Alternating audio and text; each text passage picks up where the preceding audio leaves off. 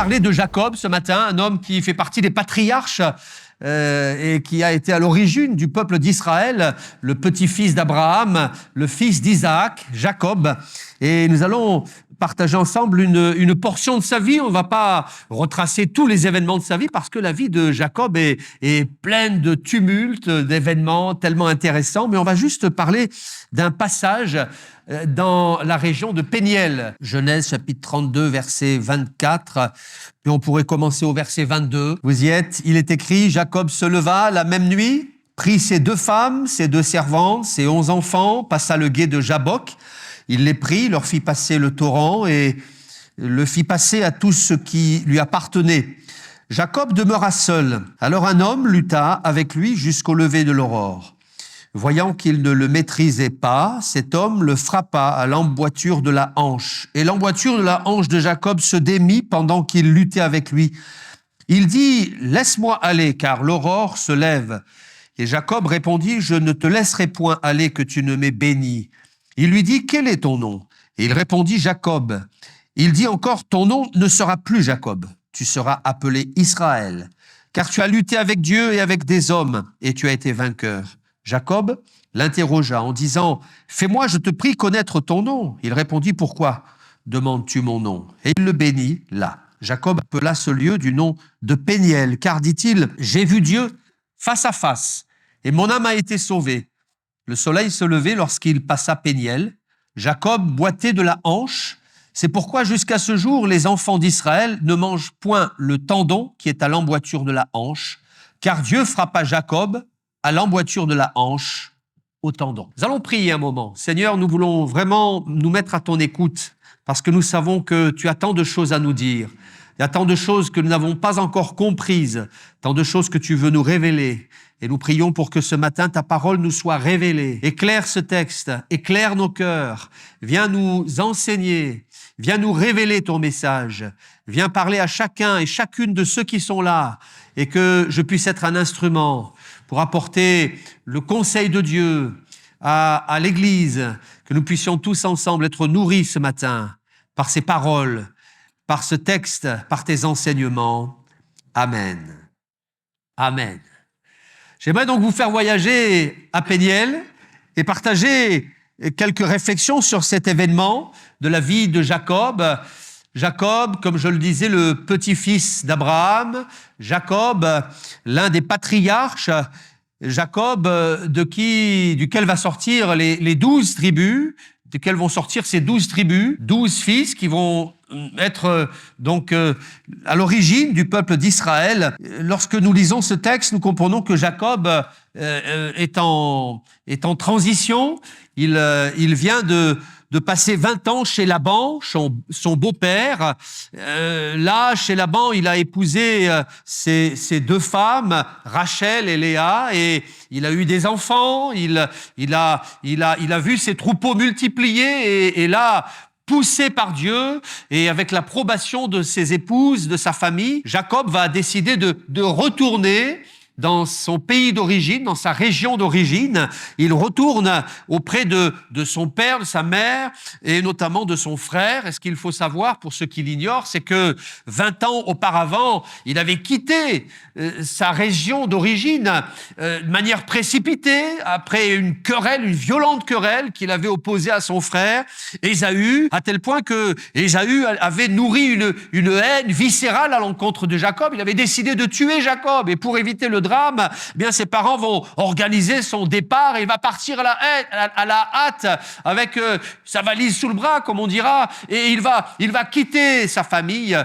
Et cette querelle avait éclaté parce qu'il avait volé le droit d'aînesse de son frère, il avait volé la bénédiction à son frère, et quand le frère avait compris la chose, eh bien, son frère Ésaü va décider de le tuer. Alors il va partir, il va passer 20 ans loin de sa famille, et après 20 ans d'exil, 20 ans d'errance loin des siens, il décide de revenir. décide de revenir et là, sur le chemin du retour, il envoie quelques serviteurs pour annoncer à Ésaü qu'il est de retour. Et quand Ésaü, son frère, apprend la nouvelle de son retour 20 ans après, eh bien, il est dit que Ésaü convoque 400 de ses serviteurs, de ses hommes, de ses mercenaires. Il se lève pour partir à la rencontre de Jacob. Et là, Jacob est saisi de crainte parce qu'il comprend qu'il va passer un mauvais quart d'heure et que la pilule n'est pas encore passée. Ça lui est resté en travers. Ésaü n'a pas encore pardonné. Et il comprend à ce moment-là que il est en difficulté, qu'il risque de tout perdre. Alors il met de côté des chèvres, des boucs, des brebis, des béliers, des chameaux, des taureaux, des ânesses pour les envoyer comme un présent pour apaiser la colère d'Ésaü. Et là, eh bien, il fait passer à sa famille le gué de Jabbok. Il est écrit, il les prit, leur fit passer le torrent, et le fit passer à tout ce qui lui appartenait, et il est écrit, et Jacob demeura seul. Et Jacob demeura seul. Et nous sommes à Péniel. Alors j'aimerais dire 4 choses à propos de Péniel. 4 choses. La première chose, c'est que Péniel, ça a été pour Jacob un lieu de solitude bénéfique. Un lieu de solitude bénéfique. Jacob demeura seul. On comprend qu'il va mettre de côté le tumulte familial, il va mettre de côté les charges professionnelles, matérielles, il va s'éloigner de ses troupeaux, de son cheptel, de ses serviteurs, et puis il va se retrouver seul. Et c'est là, dans ce temps de solitude, que Dieu va parler à son cœur. Et c'est là que Dieu va le visiter, il va venir à sa rencontre, parce que Péniel, c'est un lieu de rencontre avec Dieu. Pour qu'il y ait cette rencontre, il va falloir que Jacob se retrouve seul. Seul, loin du tumulte. Jacob a fait le vide autour de lui. Il est seul devant Dieu et seul devant sa conscience. Il n'y a plus de bruit, il n'y a plus de mouvement, il n'y a plus d'agitation, il n'y a plus rien de superflu. Il n'y a que Dieu et Jacob. Il est seul devant sa conscience. Et je crois que ces temps de solitude peuvent parfois nous arriver à nous aussi. Et je pense même que nous devons, nous aussi, parfois, nous retrouver seuls devant Dieu. C'est vrai que le mot solitude, c'est un mot qui fait peur. Derrière le mot solitude, il y a une connotation péjorative, négative. On n'aime pas la solitude. Généralement, les gens qui sont seuls, parfois, souffrent de la solitude. Parfois, parce que tous ne souffrent pas de la solitude. D'ailleurs, j'ai remarqué que la solitude, parfois, c'est très subjectif. On peut être seul en étant entouré de 1000 personnes et on peut ne pas se sentir seul tout en étant tout seul. Je ne sais pas si je me fais bien comprendre, hein, mais parfois, on est seul, mais on n'a pas le sentiment de solitude qui nous taronne et qui nous fait souffrir. Alors, c'est un peu subjectif. Mais ce jour-là, en tout cas, la solitude de Jacob, elle a été bénéfique. Et ça lui a fait du bien de se retrouver seul devant Dieu. Alors, je m'adresserai à tous ceux qui sont peut-être seuls et qui souffrent de solitude et vous inviter à tirer profit de ces temps de solitude. Certains me diront, pasteur, c'est facile à dire. C'est vrai. C'est vrai que c'est plus facile à dire. Et quand on est dans la peine parce qu'on est seul et qu'on n'a personne à qui partager, personne pour s'épancher, je comprends la souffrance, la peine. Et certains parfois sont venus me trouver en disant « Pasteur, j'en peux plus, j'en peux plus ». Le problème de la solitude, c'est que parfois la solitude peut nous pousser à faire des erreurs, à accepter des rencontres qu'on n'aurait pas dû accepter. Alors si c'est votre cas, mettez des barrières autour de vous, protégez-vous, parce que je crois que ça peut être un piège pour l'adversaire, de la part de l'adversaire. Mais pour Jacob, en tout cas, ces temps de solitude ont été bénéfiques. C'est bon de se retrouver seul devant Dieu, seul devant le Seigneur, devant sa conscience, pour entendre le murmure doux et léger qui vient d'en haut. Parce que ce jour-là, Dieu va parler à Jacob et Dieu va marquer Jacob, on va le voir tout à l'heure. Il se retrouva seul, Jacob demeura seul. La Bible dit, quand vous priez, ne soyez pas comme les hypocrites qui aiment prier debout dans les synagogues ou au coin des rues pour être vus des hommes. Mais quand vous priez, quand tu pries, entre dans ta chambre et ferme ta porte. Et là, prie ton Père qui est dans le lieu secret. Alors il faut organiser tout au long de nos vies, de notre agenda, de nos semaines, des temps de solitude pendant lesquels on se retrouve devant Dieu. David dira, je louerai Dieu dans la grande assemblée. Et c'est vrai que c'est bien de louer Dieu dans la grande assemblée, mais c'est bien aussi de louer Dieu dans le secret de nos chambres, dans les temps de solitude. Ça s'appelle la piété, le fait d'offrir à Dieu des temps pendant lesquels il est maître. Il est maître des temps qui vont venir. Il est mis à l'honneur. Et on est là, à l'écoute du Seigneur. Jacob demeura seul. Jacob demeura seul devant Dieu. Alors Péniel, c'est le lieu de la solitude. Et puis Péniel, c'est aussi le lieu du changement. C'est le deuxième point que je voudrais évoquer à propos de Péniel. Péniel, c'est le lieu du changement. Quand l'ange de l'Éternel est venu, l'ange de l'Éternel, c'est une manifestation du Christ dans l'Ancien Testament, c'est Dieu qui apparaît aux hommes, c'est une théophanie ou une christophanie, et Dieu est là. Et quand Dieu apparaît à Jacob, eh bien, la Bible dit que au verset 28, il est écrit, il dit encore, ton nom ne sera plus Jacob, mais désormais tu seras appelé Israël, car tu as lutté avec Dieu et avec des hommes, et tu as été vainqueur. Désormais, tu es à la croisée des chemins, Jacob. Tu vas prendre un nouveau virage. À partir de maintenant, tu vas changer de cap et même tu vas changer de nom. Et Dieu va lui donner un autre nom. Tu ne t'appelleras plus Jacob, mais tu vas t'appeler Israël. Et Jacob, on le sait pour beaucoup, eh bien, ça signifie le menteur, ça signifie le trompeur, ça signifie le manipulateur, ça signifie l'usurpateur. Bref, Jacob, c'est le fourbe, c'est le mesquin. Jacob, c'est celui qui a fait un coup tordu à son frère, puis un deuxième coup tordu à son frère. Jacob, c'est le menteur, c'est le trompeur. Eh bien, tu vas plus t'appeler Jacob, mais tu vas t'appeler Israël. Et Israël, ça signifie celui qui va lutter avec Dieu. Alors, c'est vrai que la vie de Jacob, c'est une vie tumultueuse. On le voit parfois lutter contre Dieu et s'en aller loin de Dieu. Et puis, on le voit parfois lutter avec Dieu pour que Dieu reste et le bénisse. C'est un personnage particulièrement intéressant, Jacob. Mais ce jour-là, Dieu va dire, tu vas changer de nom. Et au travers de ce nouveau nom, bien, il y a une nouvelle identité. Dieu va donner une nouvelle identité à Jacob. Une nouvelle personnalité, une nouvelle nature. Dieu va mettre son empreinte sur Jacob. Et il ne s'appellera plus Jacob, il s'appellera Israël. Et ça, c'est formidable de savoir qu'avec Dieu, on peut changer d'identité. Les gens qui parfois voudraient changer d'identité et ne le peuvent pas, bien Dieu nous donne une nouvelle identité en Christ. Amen. On est des enfants de Dieu. Il n'y a plus de juifs, il n'y a plus de grecs, il n'y a plus de libres, il n'y a plus d'esclaves, il n'y a plus d'hommes, il n'y a plus de femmes, dira Paul. On est tous enfants de Dieu. Alors je dirais aujourd'hui qu'il n'y a plus de noirs, il n'y a plus de blancs, mais il y a les enfants de Dieu. Amen. Il n'y a plus d'Africains, d'Européens, il y a les enfants de Dieu.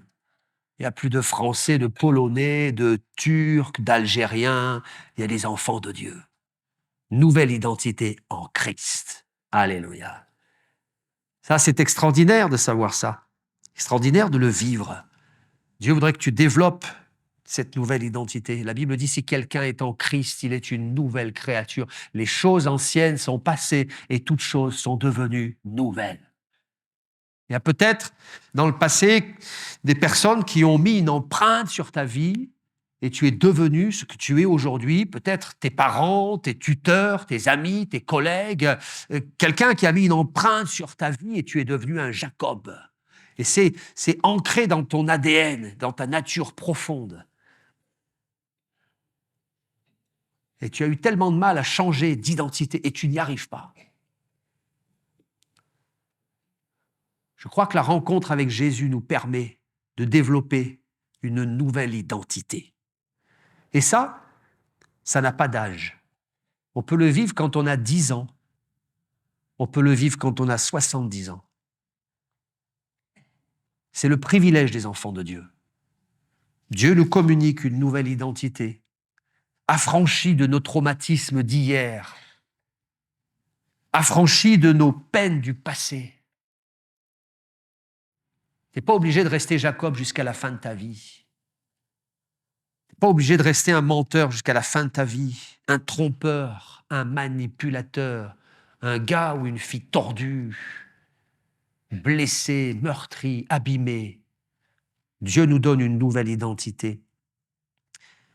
C'est une véritable métamorphose. Il y a dans l'Épître aux Romains un beau texte, au chapitre 12, au verset 2, où l'apôtre dit « Ne vous conformez pas au siècle présent, mais soyez transformés par le renouvellement de l'intelligence. » Soyez transformés. Le mot « transformé » ici, c'est le mot « métamorpho ».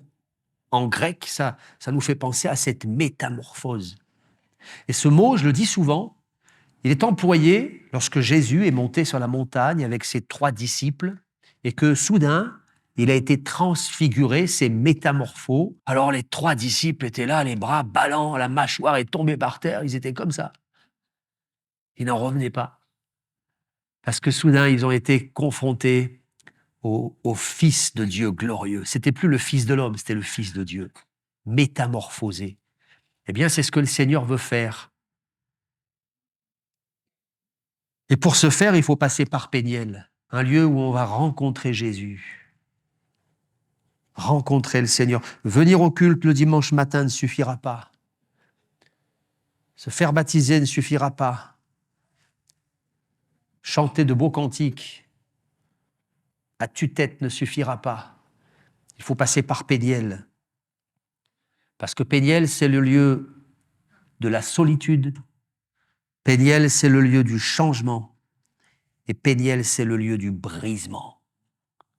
Parce qu'à Péniel, Jacob a été brisé. Jacob a été cassé pour laisser place à Israël. Le lieu du brisement.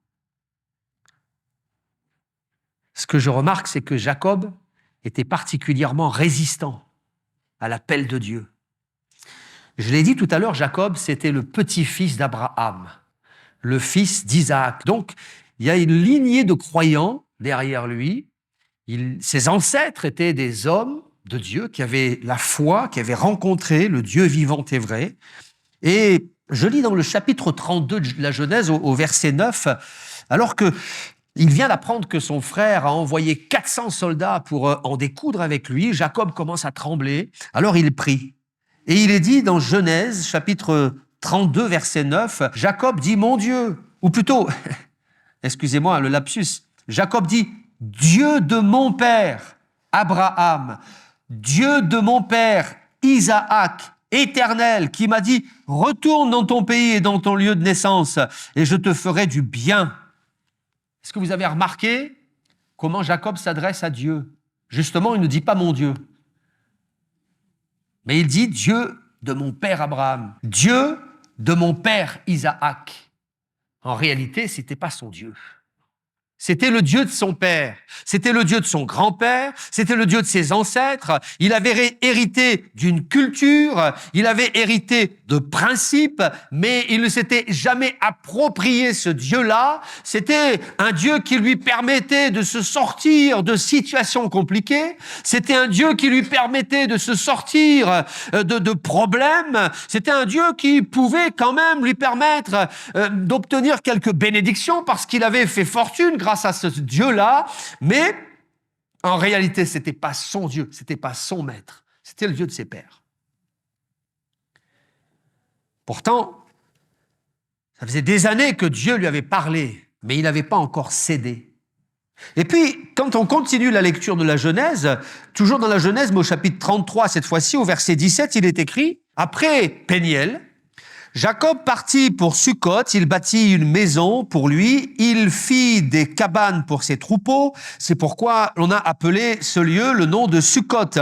À son retour de Padan-Aram, Jacob arriva heureusement à la ville de Sichem dans le pays de Canaan, et il campa dans la ville, il acheta la portion du champ où il avait dressé sa tente des fils d'Amor, père de Sichem, pour 100 Kézita, et là, écoutez bien, il éleva un autel qu'il appela El Eloé Israël. Alors vous allez me dire, mais quel rapport avec l'histoire? Eh bien, le rapport, c'est que El Eloé Israël, ça veut dire Dieu, le Dieu d'Israël. Il va rétablir le contact avec le Seigneur, il va élever un autel, il va prier le Seigneur, et là, il va appeler cet autel El Eloé Israël. Dieu, c'est le Dieu d'Israël. Ça veut dire que avant Péniel, il dira « Toi, tu es le Dieu de mon père, tu es le Dieu de mon grand-père. » Après Péniel, il dira « Toi, tu es mon Dieu. » Désormais, Jacob s'est approprié ce Dieu. Désormais, Jacob a fait du Dieu de ses pères son propre Dieu. Pourquoi? Parce qu'à Péniel, il a été brisé. Et je crois qu'à Péniel, dans ce lieu de solitude, à Péniel, dans ce lieu de rencontre, eh bien, Dieu va briser ces résistances, toutes les zones de résistance, les réticences, les doutes, ces zones de résistance qui étaient là depuis des années. Dieu va les briser. Et je crois que pour changer, il faut que Dieu brise notre vieille nature. Parce que le but de Dieu, c'est pas de nous casser en deux pour nous faire souffrir.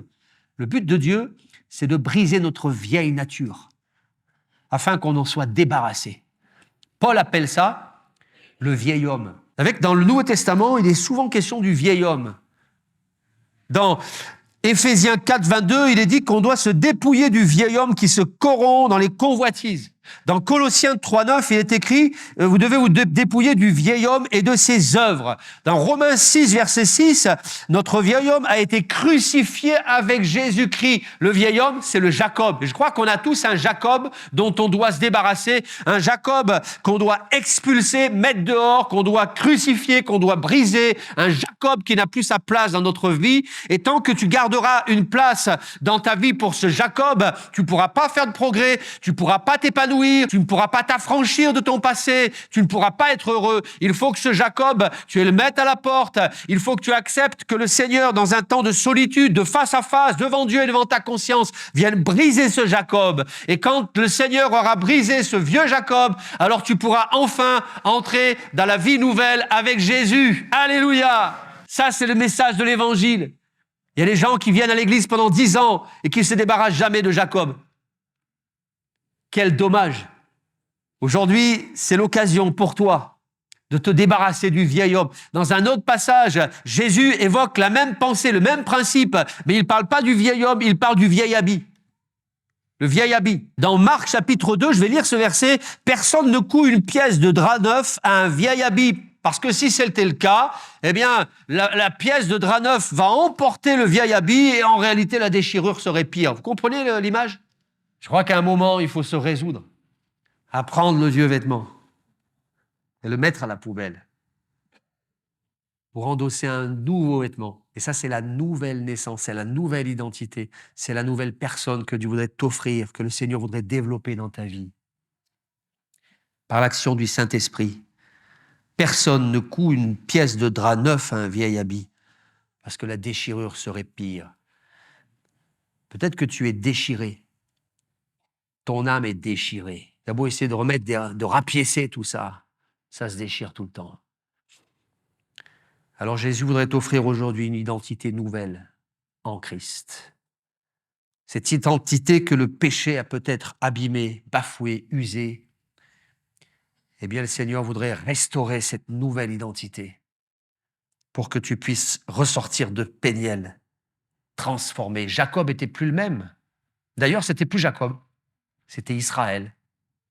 Mais il a fallu qu'il soit brisé. Je pense que ça n'a pas été un moment facile pour Jacob. Parce que vous avez lu le texte, vous avez bien écouté ce qui s'est passé. Il est écrit qu'il va lutter toute la nuit avec Dieu. Et il y a eu un moment où il est écrit « Cet homme le frappa à l'emboîture de la hanche. » Et la emboîture de la hanche de Jacob se démit. Vous imaginez la douleur? La hanche s'est démie. Dieu va le briser. Et à partir de ce moment-là, eh bien, c'était plus le même parce qu'au petit matin,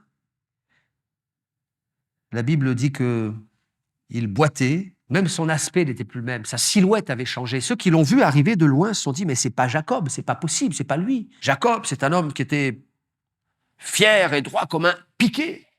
Et l'homme qui vient, c'est un homme qui boite. » C'était plus le même.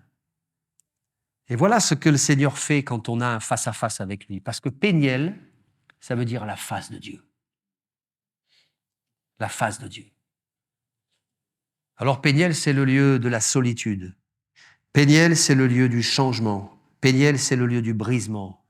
Et Péniel, c'est le lieu de la bénédiction. Parce que là, il est écrit que Dieu le bénit. Il est dit, Jacob appela ce lieu du nom de Péniel, et au verset 29, il le bénit là. C'est là qu'il a été béni. Il a été béni à tout point de vue. On découvre dans la vie de Jacob de multiples bénédictions, bénédictions matérielles. Parce que, je l'ai dit tout à l'heure, et c'est écrit au chapitre 32, il avait dans ses troupeaux des chèvres, des boucs, des brebis, des béliers, des chameaux, des vaches, des taureaux, des ânesses, des ânes, bref. C'était un homme qui était riche. Dieu l'avait béni d'un point de vue matériel. Dieu l'avait béni d'un point de vue familial. Parce qu'il avait 2 épouses, de belles épouses, de beaux enfants, en bonne santé, en pleine forme. Dieu l'avait béni d'un point de vue familial. Et puis Dieu va le bénir aussi et surtout d'un point de vue spirituel, parce que il dira ceci, « Mon âme a été sauvée ». J'ai gardé ça pour la fin parce que c'est bien d'être béni d'un point de vue familial. C'est bien d'être béni d'un point de vue matériel. Peut-être que tu as une belle famille, tu as été béni d'un point de vue familial. Peut-être que tu as été béni d'un point de vue matériel. Tu es dans l'aisance et tu ne manques de rien. Mais si ton âme est perdue, ça sert à quoi? Quelle est la priorité? Peut-être que ce matin, tu pourrais inverser les priorités, dire maintenant, ce qui va être le plus important dans ma vie, c'est l'aspect spirituel. Et Dieu veut te bénir dans ta vie spirituelle. Place la bonne priorité. Mon âme a été sauvée. Dieu désire nous bénir dans tous les domaines. Vous savez qu'il est écrit dans l'épître de Paul aux Éphésiens. Paul écrit et il commence son épître en disant ceci, « Béni soit le Dieu et Père de notre Seigneur Jésus-Christ qui nous a bénis de toutes sortes de bénédictions spirituelles dans les lieux célestes, toutes sortes de bénédictions. Mais la plus précieuse des bénédictions, c'est la bénédiction spirituelle. Parce que tu peux avoir tout le reste, mais si Dieu n'est pas au centre de ta vie, tu as rien. Tu peux avoir tout le reste, mais si Dieu n'est pas le socle de ta vie, alors tu es pauvre. » Et ce jour-là, Jacob, eh bien, il a compris que le plus important, c'était la bénédiction spirituelle. À Péniel, mon âme a été sauvée. Alors j'ai eu à cœur de vous apporter quelques pensées sur Péniel. Parce que peut-être que vous avez besoin d'être brisé. Laissez-vous briser par Dieu pour devenir une nouvelle personne. Vomissez votre passé. Peut-être que vous êtes dans un temps de solitude. Eh bien, tirez profit de ce temps de solitude pour faire un bilan de parcours avec le Seigneur. Laissez-vous bénir par le Seigneur. Peut-être que vous avez besoin de découvrir cette nouvelle identité en Jésus. Bien, laissez-vous façonner par le Seigneur. Il n'y a pas d'âge pour passer par Péniel. C'est pas que pour les enfants, c'est pas que pour les ados, c'est aussi pour les adultes que nous sommes. Peut-être pour les vieillards, pour la vieille personne que tu es. Eh bien, le Seigneur va t'inviter à prendre le vieux vêtement et à le jeter à la poubelle pour devenir Israël, pour devenir une nouvelle personne. C'est le message que je voulais vous apporter. On va maintenant courber nos fronts et on va avoir un temps de face à face avec le Seigneur.